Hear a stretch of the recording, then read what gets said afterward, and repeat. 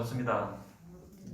네, 사실 제가 이 새날교회 지금 설교가 두 번째입니다. 아마 뭐 어떤 올해 이제 초창기 때부터 이렇게 나오셨던 분들은 기억하실지도 모르겠는데 예배당 짓기 전에요. 지금 예배당 짓기 전에 아주 여기 작은 예배당 있었잖아요, 그죠?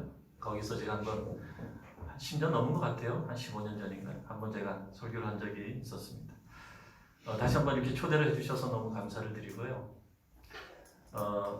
목사님이 주보에도 이제 물한컵 선교회라고 이렇게 쓰셨는데 사실은 그 한국 이름은 없어요.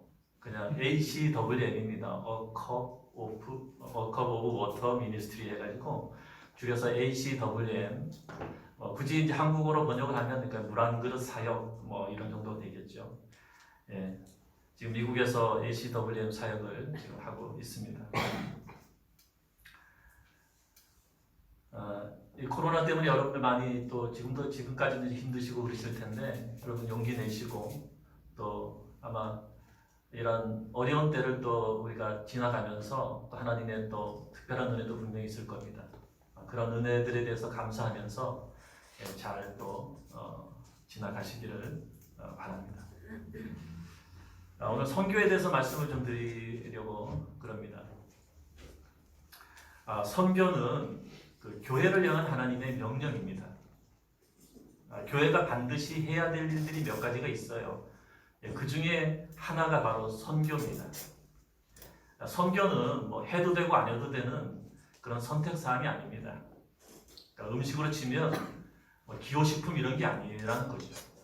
그러니까 내가 이거 좋아하니까 내가 하고 이거 내가 좋아하는 일이 아니기 때문에 나는 안 할래 하는 그런 것이 아니라는 거죠.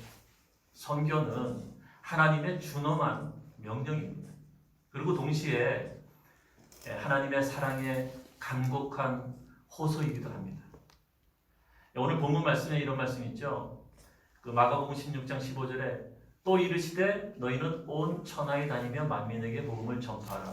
이렇게 명령을 하셨습니다. 선교의 명령입니다. 가서 복음을 온 천하 사람들에게 증거하라, 전하라. 이게 하나님의 명령이죠. 그런데 그런 명령을 내리신 이유가 그 다음 구절에 나옵니다. 보면은 믿고 세례를 받는 사람은 구원을 얻을 것이요. 그랬습니다. 디모데전서 2장 4절에 있는 말씀처럼 하나님은 모든 사람이 구원을 받으며 진리를 아는 데 이르기를 원하고 계십니다. 그러니까 우리가 구원받는 것이 하나님의 마음이에요. 그게 하나님의 사랑입니다. 그 사랑 때문에 먼저 믿은 우리들에게 가서 복음을 전하라고 그렇게 명령을 우리에게 내리신 겁니다. 따라서 우리는 복음을 들고 어디든지 가야 됩니다. 우리 이웃들에게 가야 되고요. 우리 친구들에게 가야 되고 또 직장 동료들에게도 가야 됩니다. 또 국경을 넘어가지고 타문화권으로 가서 또 언어도 다르죠. 그런 사람들에게 가서 복음을 또 전해야 됩니다. 불교도들에게도 전해야 되고 힌두교도들에게도 전해야 되고 이슬람 교도들에게도 복음을 전해야 됩니다. 가난한 사람에게도 전해야 되고 부자에게도 전해야 되고 엘리트들에게도 전해야 되고 배우지 못한 사람들에게도 전해야 됩니다. 또 기성세대에도 또 다음 세대에도 MZ세대들에게도 복음을 전해야 됩니다. 네, 여러분 우리가 전통적으로 말하는 선교사, 즉 타문화권으로 가서 그 문화의 경계를 넘어서 타문화권으로 가서 복음을 전하는 선교사, 전통적인 의미의 선교사죠. 그런 선교사로 우리가 다 부르심을 받지는 않았습니다. 하나님은 그리스도인 모두가 다 선교사로 나가라 이렇게 말씀하신 적이 없어요. 그것은 하나님의 계획이 아닙니다. 그건 하나님의 지혜도 아닙니다. 여러분 생각해 보세요. 여기 있는 모든 분들이 다 새날교회 교인들이 다 어느 날 그래 온 천하에 다니며 만민에게 복음을 전파하셨지. 나 내일 당장 나갈 거야 하고 다 나가보세요. 여러분 그게 하나님의 뜻일까요? 아닙니다. 여러분 만약에 전부 다 선교사로 나가면 여러분 국내 선교는 누가 합니까? 선교사들의 기도 편지는 누가 받아요? 선교사들은 누가 구원합니까? 그건 하나님의 방법이 아니고 하나님의 지혜도 아닙니다. 여러분 그리스도인들 중에 몇 퍼센트가 선교사로 나가는 것이 적정 비율일까요? 아무도 모릅니다. 그건 하나님의 소관사항이고 하나님의 지혜에 속한 일입니다. 2019년 통계에 의하면 한국교회가 파송한 한국인 선교사가 27,000명입니다. 아마 교단이나 선교단체나 개교에서 정식적으로 파송된 선교사들 외에 다른 선교사들 포함하면 아마 3만 명이 넘을 겁니다. 한국교회 교인이 1,000만 명이라고 했을 때 그러면 뭐 2.7%, 뭐 3%밖에 안 돼요. 아니죠. 그렇게 많지가 않죠. 0.27%, 0.3% 정도가 되는 겁니다. 비율로 따지면 한 400~500명 중에 한 명을 보낸 꼴입니다. 적정한 비율일까요? 아무도 몰라요. 여러분, 중요한 것은 그런 비율이 아닙니다. 예수님의 이 지상 명령에 내가 순종하느냐 순종하지 않느냐, 이게 중요한 것입니다. 어떤 사람은요, 하나님이 선교사로 나가라고 감동을 주셔요. 근데도 안 나갑니다. 또 어떤 사람은 반대로 가라 하신 적도 없는데 그냥 막무가내로 막 나갑니다. 여러분, 그러면 하나님의 생각하신 그 적정 비율이 깨지는 거예요. 글쎄 모르겠어요. 적정 비율이 얼마인지는 제가 모르겠는데 어쨌든 하나님께서는요, 배치표를 다 갖고 계십니다. 어떤 사람은 어느 지역의 선교사로, 어떤 사람은 국내에 어떤 사역을 하도록 그렇게 다 배치를 해 놓으셨어요. 배치표가 있는데 그런 하나님의 그 계획을 따라 순종하지 아니하고 내 마음대로 내 감정에 따라서 내가 결정하면 그 하나님의 계획에 차질이 오는 것이죠. 숫자가 중요한 게 아니라, 한국교회가 몇 명을 파송했다 이게 중요한 것이 아니라 어떻게 하나님의 그 지상 명령에 순종하느냐, 이게 중요하고 거기에 초점을 맞춰야 되는 겁니다. 그러니까 여러분, 하나님께 계속해서 물으셔야 돼요. 하나님, 저는 가야 되는 사람입니까? 아니면 여기 있어야 될 사람입니까? 제 자리는 어디입니까? 하나님의 대답을 듣고 그 음성에 순종하면 되는 것이죠. 만일 하나님께서 여러분들에게 가는 선교사로 부르셨다면 여러분 무조건 순종하셔야 됩니다. 여러분의 상황이 어떠든지 어디로 가라고 말씀하시든지 상관없이 여러분들은 가야 됩니다. 근데 만약 하나님이 가지 말라, 여기 머물라, 여기서 그 지상 명령에 순종해라 말씀하시면 여러분 그냥 있는 곳에서 그 역할을 잘 하시면 되는 것이죠. 오늘은 선교사, 보내는 선교사에 대해서 말씀을 드리고자 합니다. 여러분, 우리가 선교사를 보내기만 하면 그 역할을 다하는 것일까요? 보내는 선교사로 부름을 받았습니다. 선교사를 보냅니다. 그러면 그 역할을 다하는 것일까요? 그렇지 않습니다. 선교사들을 보내놓고 나 몰라라 하지 않고 그들을 돌보고 지원하고 그들을 끝까지 책임지는 것이 보내는 선교사가 해야 될 역할입니다. 우리가 선교사들을 돌보고 지원해야 하는 이유가 두 가지가 있습니다.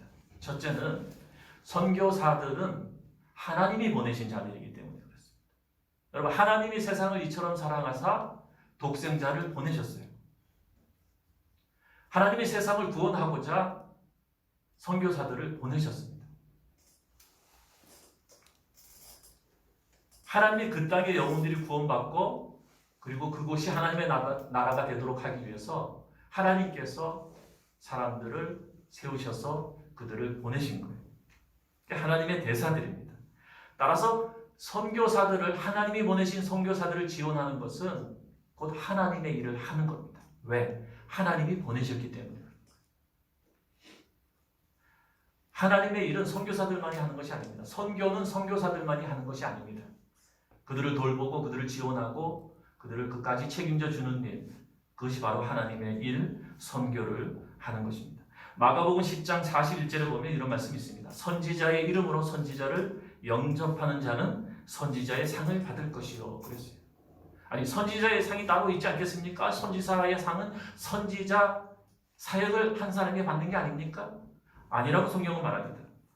선지자의 이름으로 선지자를 영접하는 자도 선지자가 받을 상을 받을 것이라 이렇게 말하고 있습니다. 우리는 함께 하나님의 나라를 위해서 함께 싸우는 자들입니다. 이걸 어떻게 비유할 수 있을까요?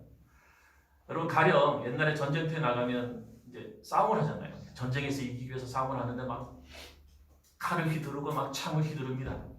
여러분, 칼과 창을 휘둘러서 적군을 쓰러뜨리는 역할은 누가 합니까? 뭐 했죠? 우리 몸에? 손이 하는 거잖아요. 그죠? 발이 할 수 없는 거죠. 근데 여러분, 이 손이 움직이도록 이 손에 혈액을 공급하는 건 뭡니까? 심장입니다. 심장. 그죠?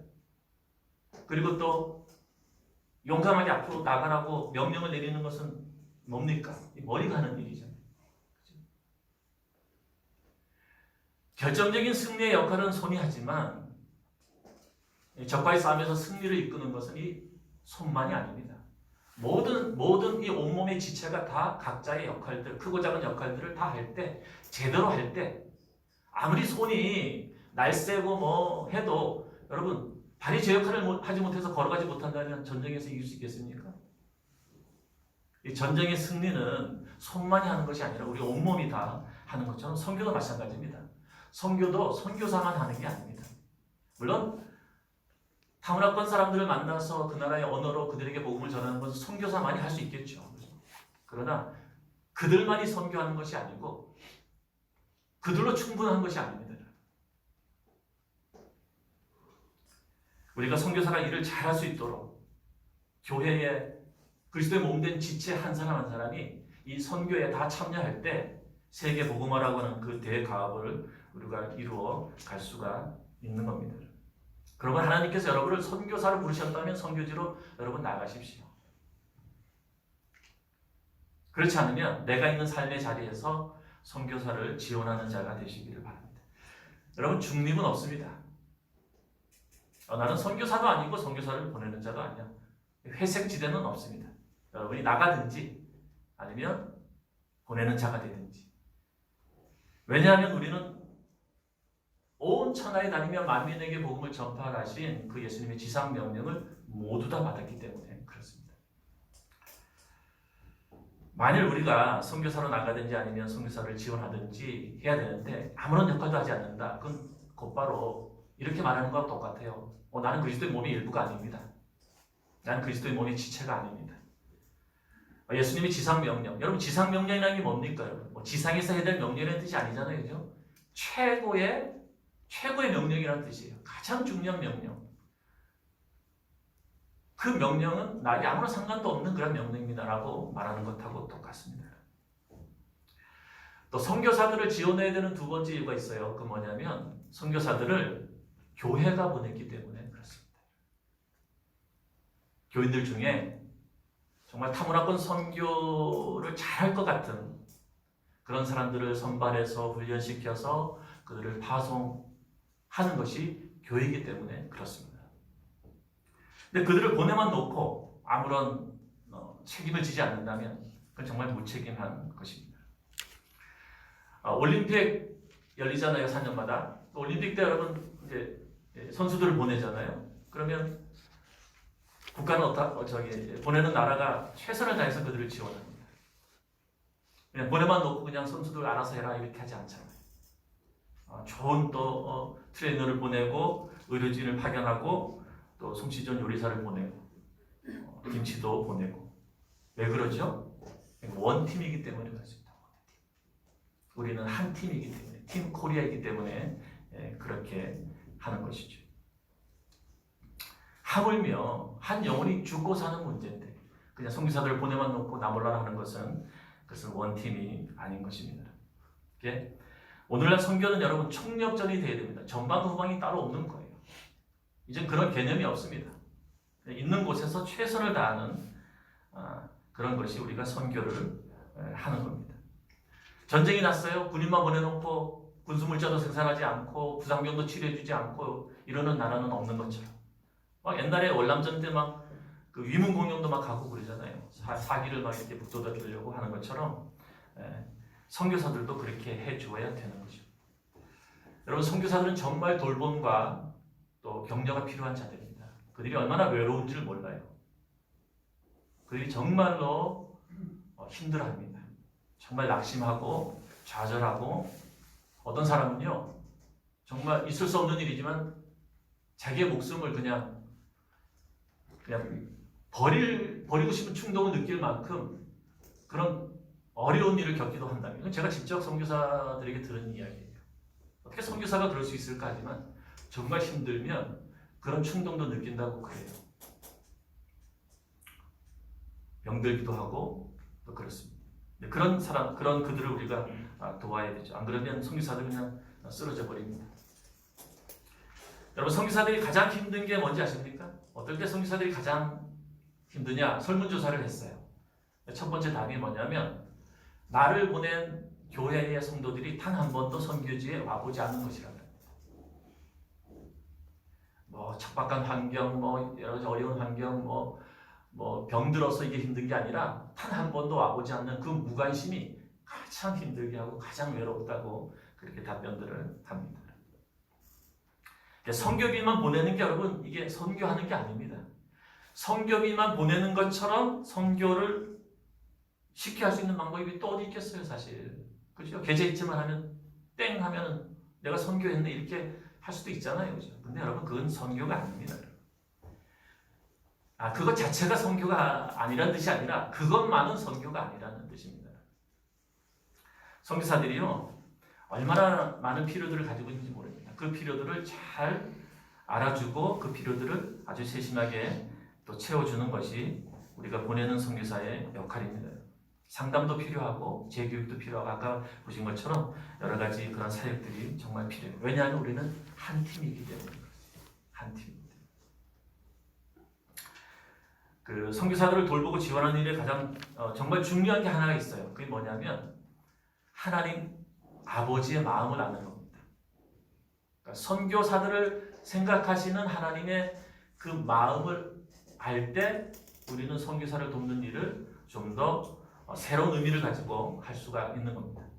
제가 이 ACWM 이 사역을 시작한 것은 2019년 1월 1일부터입니다. 사실 하나님께서 제가 2013년에 미국으로 갔어요. 근데 2014년 8월 달에 하나님이 제게 말씀을 하셨어요. 제가 혼자 집에서 성경 공부를 하고 있는데 이렇게 마가복음을 이제 1장부터 쭉 공부를 이제 스스로 했어요. 하다가 이 마가복음 9장 41절 아까 읽었던 그 말씀을 제가 어느 날 공부를 했습니다. 근데 그 말씀을 딱 읽는데 하나님이 제게 말씀하기 시작하시는 거예요. 그 말씀의 배경은 이런 겁니다. 예수님께서 이제 3년 동안 공생애 사역하시면서 이제 십자가에 달리시기 전에 제자들을 이제 파송을 이제 하실 때 이렇게 말씀하신 거예요. 너희들이 가서 이제 나를 위해서 복음을 전할 텐데 너희들이 내가 보낸 자라고 해서 너희들이 지치고 힘들 때 물 한 그릇이라도 주면 내가 진실로 너에게 이르노니 그들이 즉 너희들에게 물 한 그릇이라도 준 그들이 결코 산을 잃지 않을 거다 이렇게 말씀하셨어요. 그 말씀이 제게 그날 어떤 의미로 다가왔냐면 거기서 예수님의 그 제자들을 향한 애틋한 마음을 느끼게 하셨어요.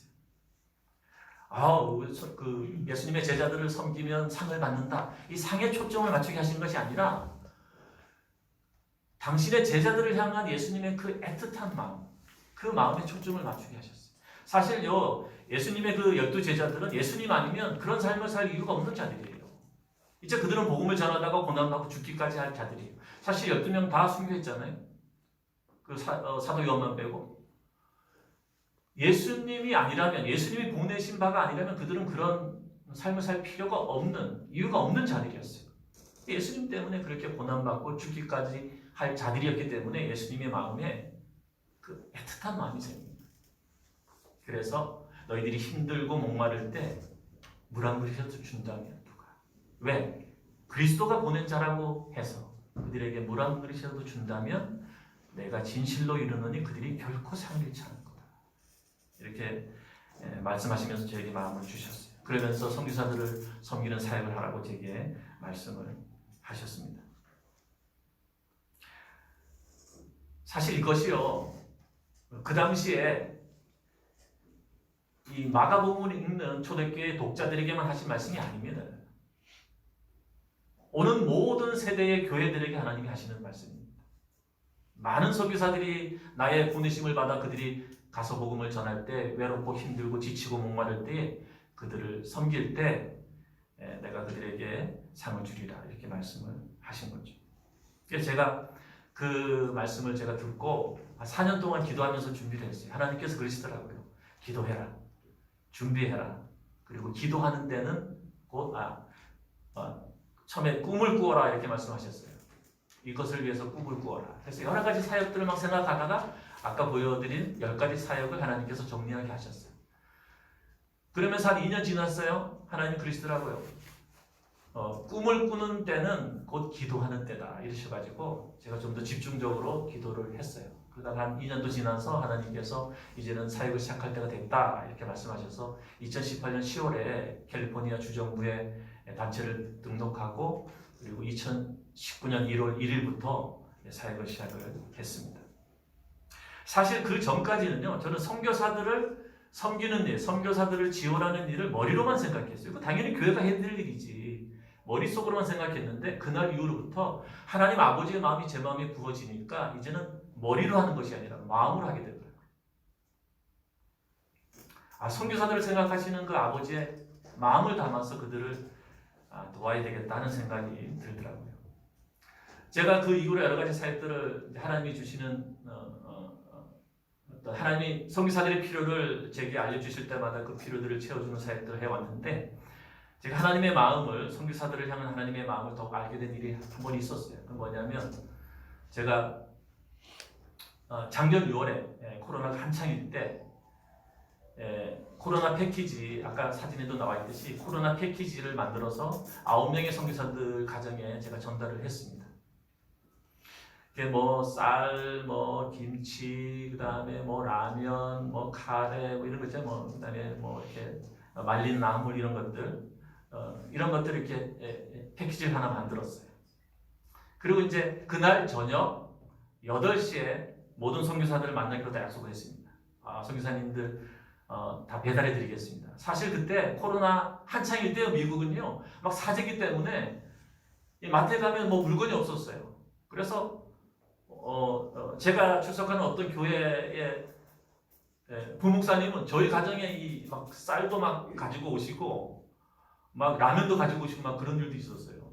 그래서 선교사들도 마찬가지 상황이기 때문에 그런 패키지를 만들어서 이제 8시에 배달해 드리겠습니다. 다 약속을 잡았죠. 한 1시쯤인가? 제가 출석하는 교회 장로님의 부인 권사님이 카톡을 하셨어요. 저희에게 이 마스크 300장이 있는데 그 선교사들을 위해서 좀 사용하고 싶습니다. 뭐 저보고 좀 사용해 주시겠습니까? 그러는 거예요. 그래요? 오늘 저녁에 선교사님들한테 그 패키지 드리러 갈 참이었습니다. 주세요. 가서 받았죠. 한 2시간 있다가 그 LA 어느 교회 담임 목사님하고 통화를 하게 됐는데 그 목사님이 그러시는 거예요. 한국에서 좀 질 좋은 그 세정제가 왔다는 거예요. 얘기를 들으시더니 그 세정제 10개를 선교사들 위해서 드리겠습니다. 그러시는 거예요. 너무 감사합니다. 해서 그 패키지에 포함을 시켰어요. 사실 코로나 패키지지만 사실은 마스크나 세정제는 머릿속으로 생각만 했지 좀 가격도 그렇고 막 그래가지고 뺐었거든요. 사실 먹는 게 중요하니까 이런 생각해가지고. 근데 하나님이 그 목사님의 그 통화를 딱 듣고 나서 제 마음속에 이렇게 말씀하시는 것 같았어요. 얘야, 그래도 명색이 코로나인데 코로나 패키지인데 마스크하고 세정제는 들어가야 되지 않겠냐, 이런 마음을 주시는. 제가 그때요, 하나님이 선교사들을 생각하시는구나 하는 걸 제가 다시 한번 느끼게 됐습니다. 그때 패키지를 받은 그 선교사님 한 분이 제게 그 문자를 보냈어요. 스리랑카 선교사님인데 이렇게 제가 소개해 드릴게요. 귀한 섬김에 너무 감사합니다. 남편과 양손 들고 집으로 들어오며 마음이 뭉클했습니다. 선교사라는 이름에 저희를 섬겨주시니 저희가 뭐라고 몸둘 바를 모르겠습니다. 마스크 너머로 짧은 인사를 나눈 것이 너무 죄송하고 아쉬웠지만 주께서 갚아주시리라 믿으며 감사드립니다. 이 선교사님이요, 저희가 뭐라고 쓰셨어요. 저희가 뭐라고. 선교사들도요 그런 마음이 들 때가 있는 것 같아요. 내가 뭐라고, 나 같은 사람이 뭐라고. 근데요, 또 선교사들을 또 그렇게 생각하는 분들도 사실 있습니다. 저도 그런 분들을 좀 경험하긴 했는데, 선교사들이 뭐라고? 선교사들이 뭐 별거야. 아마 마음의 상처 때문에 아마 그런 표현을 하시는 분들도 아마 있으시더라고요. 어쨌든, 근데 여러분, 저희가 뭐라는 이유가 아니에요, 사실. 스스로 그렇게 생각하든 남들이 그렇게 말하든 아닙니다. 왜? 선교사들은 하나님이 보내시기 때문에, 하나님의 대사들이기 때문에, 하나님께서 그들에게 정말 생명의 복음을 들려 보내셨기 때문에 그들은 하나님의 대사들입니다. 하나님의 사람들입니다. 그들의 인품이 어떠하든지 간에, 그들의 성격이 어떠하든지 간에, 그들의 능력이 어떠하든지 간에 아무 상관없어요. 왜? 하나님이 그들을 택하셔서 그들을 보내셨기 때문에. 성경이 이렇게 말합니다. 신명기 6장 5절에 너는 마음을 다하고 뜻을 다하고 힘을 다하여 내 하나님 여호와를 사랑하라. 마음을 다해서 하나님을 사랑하래요. 여러분, 마음을 다해서 하나님을 사랑하려면 어떻게 됩니까? 마음이 있어야 돼요. 내가 부모님을 사랑합니다. 내가 친구를 사랑합니다. 마음도 없는데 어떻게 사랑을 합니까? 그죠? 하나님도 마찬가지입니다. 마음이 있어야 하나님을 사랑할 수가 있어요. 근데 마음이 있으려면 어떻게 해요? 하나님의 마음이 우리 마음 가운데 부어져야 되는 것입니다. 십자가의 사랑이 우리 마음 가운데 부어졌을 때만 우리는 하나님을 사랑할 수가 있습니다. 십자가의 은혜를 경험한 사람들은 하나님을 사랑하게 돼 있잖아요. 근데 아무리 교회 열심히 다녀도 그 사랑을 경험하지 못하고 느껴보지 못한 사람은 하나님을 사랑할 수가 없어요. 마음을 다해서. 마찬가지로 베드로가 예수님을 3번 부인했잖아요. 근데 어떻게 죽기까지 충성할 수 있었을까요? 부활하신 예수님을 만나고 나서 자기를 용서하시고 사랑하시는 예수님의 그 마음을 경험했기 때문에 그렇습니다. 이사야도 마찬가지입니다. 이사야도 누가 나를 위해서 갈고 내가 누구를 보낼까? 누가 나를 위해서 갈고 했을 때 주여 내가 여기 있나이다 나를 보내소서 라고 할 수 있었던 이유는 뭡니까? 그 패역한 이스라엘 백성들을 향한 하나님의 그 마음을 알았기 때문에 내가 가겠습니다 라고 순종할 수 있었던 거죠. 근데 요나는 좀 다릅니다. 요나는 그 니느웨로 가라고 하신 하나님의 말씀에 불순종해서 다시스로 갔잖아요. 근데 나중에 다시스로 니느웨로 가서 심판을 선포했습니다.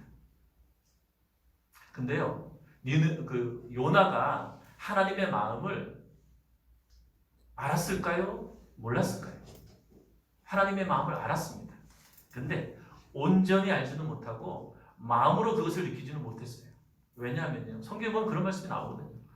하나님이 그 요나서 4장 마지막 절에 그러잖아요. 거기에 12만 명이나 되는 사람들이 있다. 좌우를 분별하지 못하는 12만 명의 사람들도 있고 가축도 많은데 내가 그들을 어찌 아끼지 아니하겠느냐 이렇게 말씀하셨잖아요.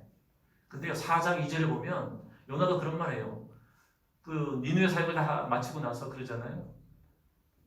제가 말씀하지 않았습니까? 제가 그 다시스로 도망가기 전에 하나님이 이렇게 니느웨 사람들을 용서하시고 멸망을 내리지 아니하실 거라고 하나님이 그런 분이시라는 걸 내가 아니까 그럴 거라고 이미 말씀드렸지 않습니까? 그래서 제가 도망간 거 아닙니까? 이런 말을 하잖아요. 요나는 하나님의 아버지의 마음을 니느웨를 향한 하나님의 그 긍휼의 마음을 머리로만 알았어요. 근데 마음으로 느끼지 못했어요. 그래서 도망을 간 겁니다. 나중에 가서 복음을 전하고도 그렇게 막 불평 투덜투덜 된 거죠. 선교사들을 향한 하나님의 마음을 아는 것이 관건입니다.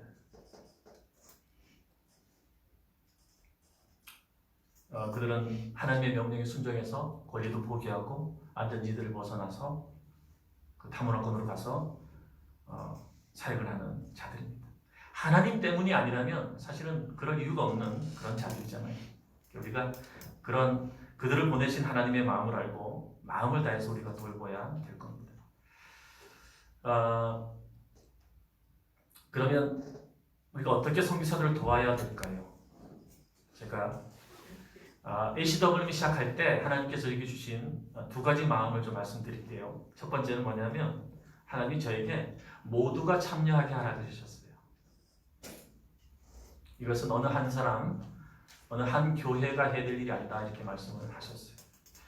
그러면서 저에게 어느 통 큰 부자가 정말 부자가 정말 통 큰 부자 크리스찬이 도네이션을 하면 엄청난 사역이 일어날 수 있다. 그러나 나는 그 한 사람에게서만 영광을 받는다 그러시더라고요. 나는 모든 나의 자녀들에게서 영광을 받기를 원한다. 그렇게 말씀을 하셨어요. 그래서 물 한 그릇이면 족합니다. 이게 제가 후원을 요청할 때 하는 말이에요. 이게 뭐 미국이나 한국이나 뭐 또 다른 나라 몇 나라에서 지금 후원을 하시는데 사실 한국의 어느 교회는 교회가 2만 원을 해요. 2만 원. 아우 2만 원밖에 안 해. 이런 마음 전혀 없어요. 왜냐하면 하나님은 마음을 보시기 때문에 금액을 보시는 분이 아니기 때문에 그렇습니다. 어떤 교회는 뭐 4만 원 하기도 하고 어떤 교회는 10만 원 하기도 하고 그래요. 하나님이 10만 원 하는 교회는 아주 뭐 많이 했는데 2만 원 하는 교회는 왜 이거밖에 안 하냐 그러실까요? 형편에 맞게끔 하는 거죠. 개척교회이기 때문에 그렇게 하더라고요. 작년하고 올해 선교사들 자녀들에게 장학금을 지급했어요. 저희 ACWM은 단 한 달 동안 이제 특별 모금을 합니다. 작년 7월 1일부터 7월 31일까지 한번 하고 올해 또 똑같이 했어요. 작년에 한 2,500만 원 정도가 모금이 됐습니다. 올해는 2천만 원 정도 모금이 됐어요. 그래서 작년에 40명의 그 선교사 자녀들에게 장학금을 지급하고 올해는 28명의 자녀들에게 장학금을 지급했는데 정말 뭐 100만 원 하신 분도 있고 200만 원 하신 분들도 있어요. 근데 10,000원 하신 분도 있어요. 뭐 2만 원 하신 분들 많아요. 그런 것들이 모여서 그런 선교사들 자녀들을 이렇게 격려할 수 있다는 것이 참 귀한 일이죠. 여러분 금액을 보시겠습니까? 만약 금액을 보신다면 우리는 열심히 땀 흘려서 돈을 벌어야 돼요. 열심히 부자가 돼야 돼요. 왜냐하면 돈을 많이 벌어야 많이 후원하고 헌금할 수 있는 거니까. 하나님은요 금액을 보시지 않습니다. 과거의 두 랩돈처럼 마음을 보시는 겁니다. 또 두 번째 말씀하신 게 뭐냐면 선교사들의 다양한 필요를 구체적으로 채워주라 이렇게 말씀을 하셨어요. 왜냐하면 선교사들의 그 다양한 필요들을 그냥 구체적으로 좀 세밀하게 그들을 돌보고 채워줄 때 그들이 더 큰 격려를 받기 때문인 거예요. 여러분 누가 나의 아주 세밀한 부분까지 좀 신경 써주면서 챙겨주면 감동을 받잖아요. 마찬가지로 그런 선교사들의 필요에 대해서 아주 세세한 부분까지 신경 써주고 관심을 가져주면 선교사들은 참 힘을 얻습니다. 지난주에 선교사들에게 광고를 했어요.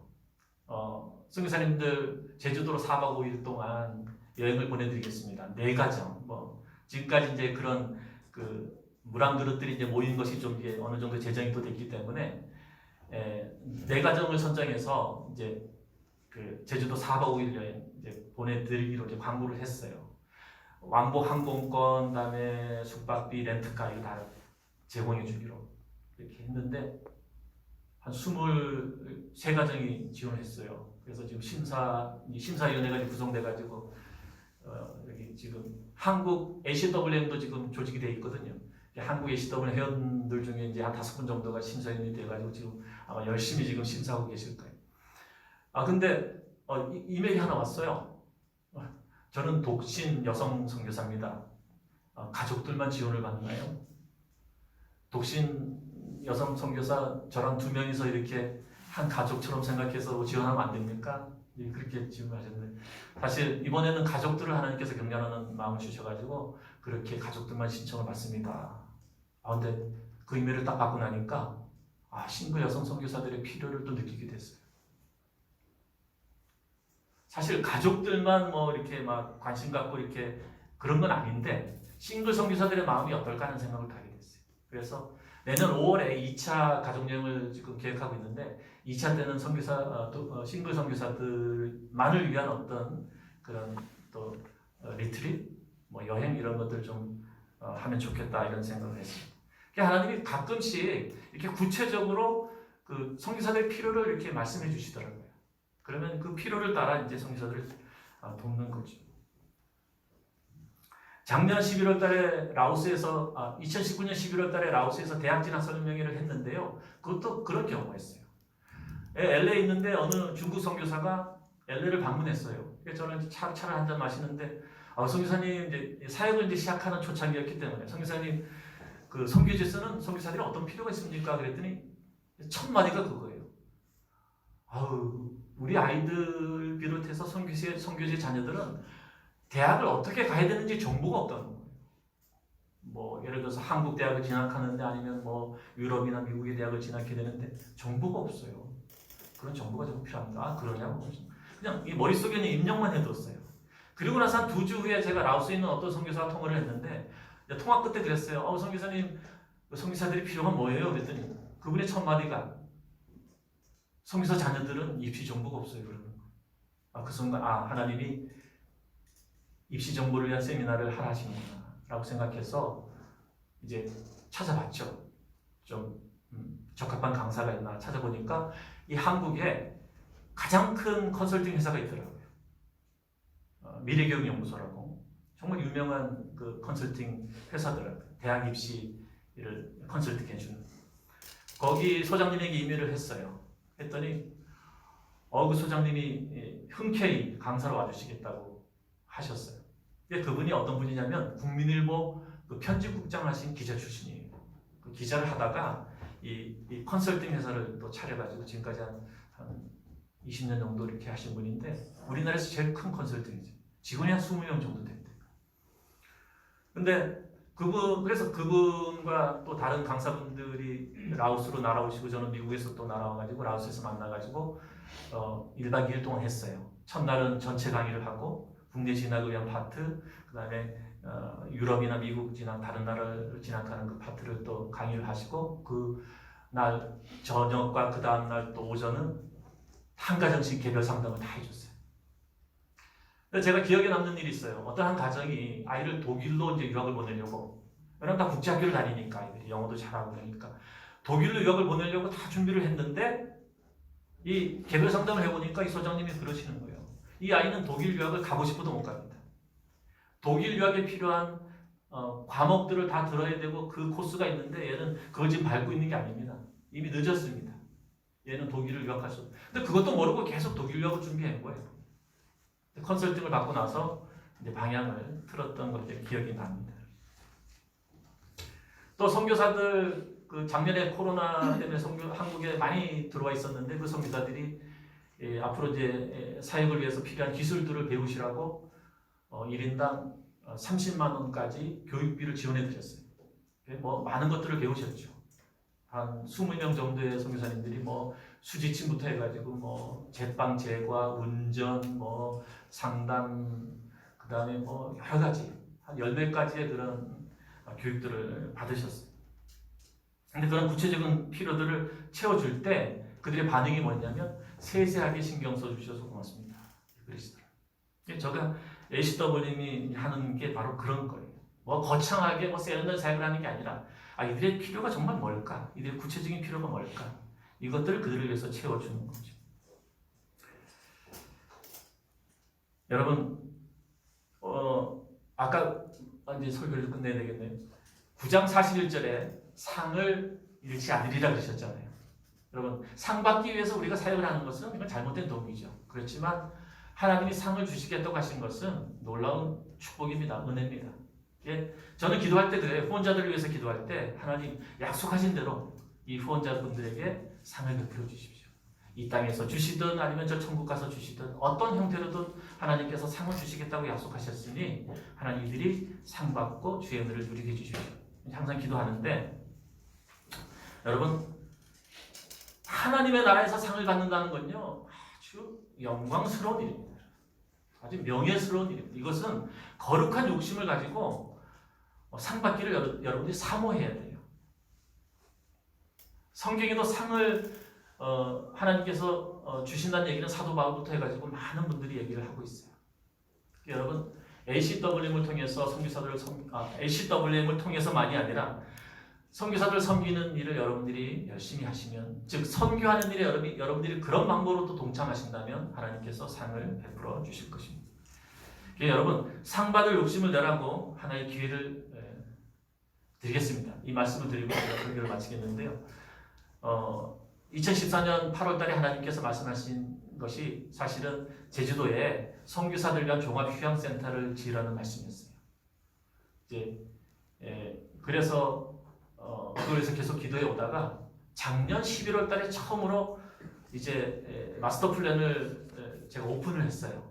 오픈해가지고 제가 교회에서 설교할 때, 미국에서 교회에서 설교할 때 그 프로젝트를 말씀을 드렸어요.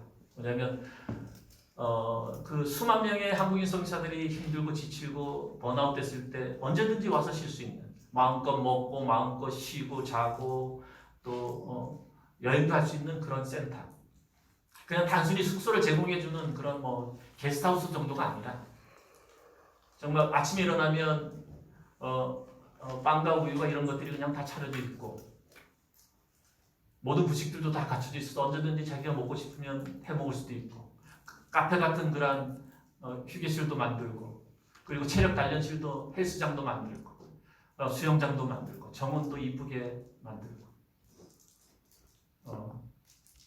그런 종합휴양센터, 단기간 머물면서 정말 거기서 쉼을 얻고 또 재충전할 수 있는, 엘리야가 로덴나무 아래에서 한 병 물과 그 구운 떡을 먹고 힘을 얻고 거기서 쉬었다가 호렙산에 가서 새로운 시즌을 위한 새로운 말씀을 받아서 또 다시 사역을 시작했던 거죠. 그런 정말 쉼터가 필요하다라는 말씀하셔서 그것을 위해서 이제 그것을 건립하려고 그럽니다. 근데요, 제주도에 땅이 한 평도 없어요. 한 2,000평의 땅을 구입을 해서 거기다가 이제 건물들 몇 개를 세워서 사역을 하려고 하는데, 2,000평의 땅을 구입하기 위해서 땅 한 평만 보내주십시오, 이렇게 이제 요즘 광고하고 있어요. 땅 한 평은 500불, 50만 원입니다. 그래서 그것이 2,000평이 되면 한 10억 정도의 이제 땅값을 이제 마련하게 돼요. 그래서 지금까지 몇몇 분들이 계속해서 지금 땅값을 후원해주고 계시는데, 여러분들이 참여할 수 있는 기회를 제공해 드리는 겁니다. 설교를 이제 맺고자 하는데요. 여러분이 만약에 가는 선교사라면, 아마 여러분들은 지금 뭐 선교지 있겠죠, 그죠? 여러분이 보내는 선교사라면 지금 이 자리에서 열심히 선교사들을 돌보고 지원하시기를 바랍니다. 우리는 원팀입니다. 원팀. 한 사람도 예외 없이 이 선교에, 그 지상명령에 참여해야 될 우리들입니다. 그래야 신속하게 세계복음화가 이루어지고 재림도 가까워지고 하나님의 나라가 완성이 될 것입니다. 여러분, 그 위해서 기도하시면서 적극적으로 참여하시는 여러분 되시기를 예수 그리스도 이름으로 축원합니다.